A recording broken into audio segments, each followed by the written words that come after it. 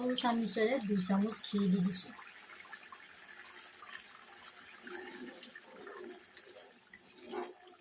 Hello' friends, আজি মই বনাব ওলাইছোঁ পনীৰ মছলা কাৰী।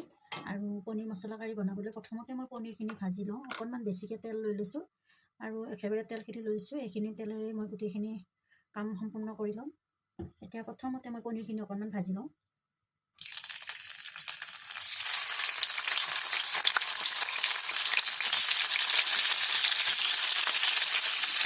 তো এয়া পনীৰখিনি প্ৰায় ভাজা হৈ গৈছে। বেছি ৰঙচুৱা নকৰি টান হৈ যাব। আৰু মই পনীৰখিনি উঠাই ল'লোঁ।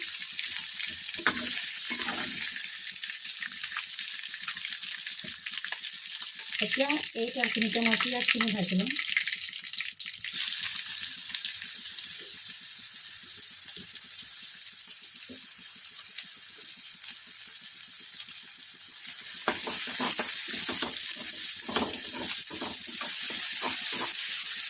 পিঁয়াজখিনি ৰঙচুৱা হোৱালৈকে মই ভাজি লৈছোঁ।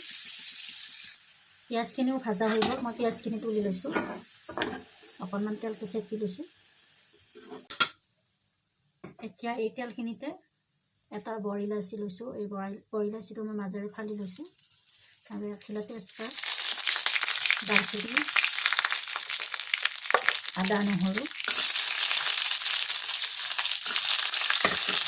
আৰু এইখিনি অকণমান ভাজি লৈছোঁ।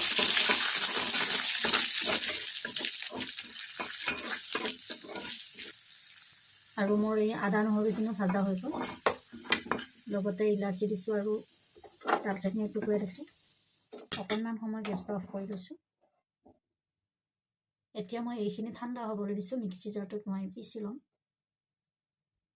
আৰু এয়া মিক্সি জাৰটোত গোটেইখিনি লৈ মই এটা পেষ্ট কৰি ল'ম। অকণমান ঠাণ্ডা হ'বলৈ দিছিলোঁ।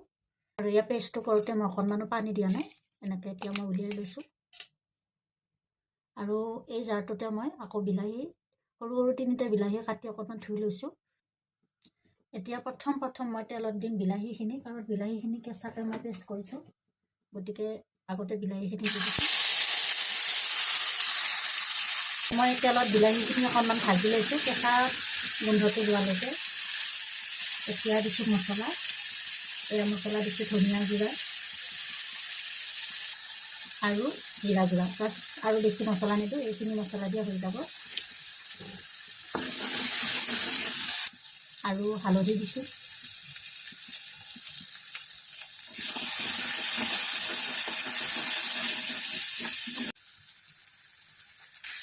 আৰু এই সময়খিনিতে মই নিমখ দিছোঁ।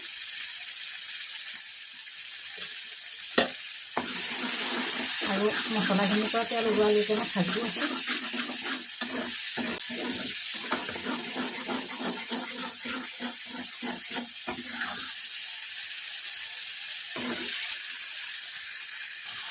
মছলাখিনি পানীৰে ভালদৰে ভাজি লৈছোঁ মছলাখিনি।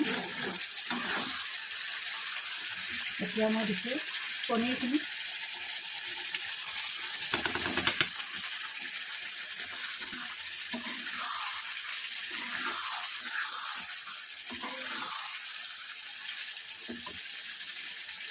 দুটা কেঁচা জলকীয়া মাজেৰে ফালি লৈছোঁ।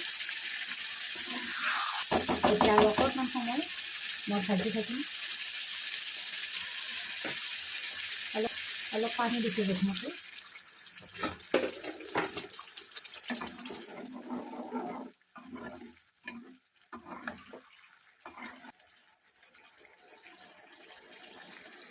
প্ৰায় 5 মিনিটমান মই তৰকাৰীখন সিজাই লৈছোঁ। আৰু এতিয়া দিছোঁ ধনিয়াৰ পাত।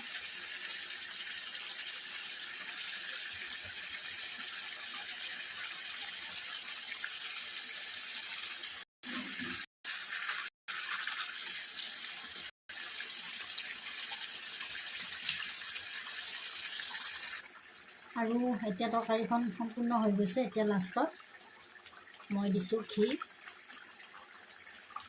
সৰু চামুচেৰে 2 চামুচ ঘি দি দিছোঁ।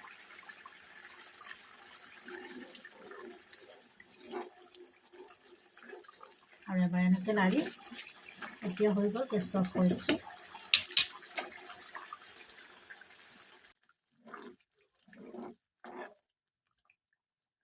বহুত মজা লাগিব খাই।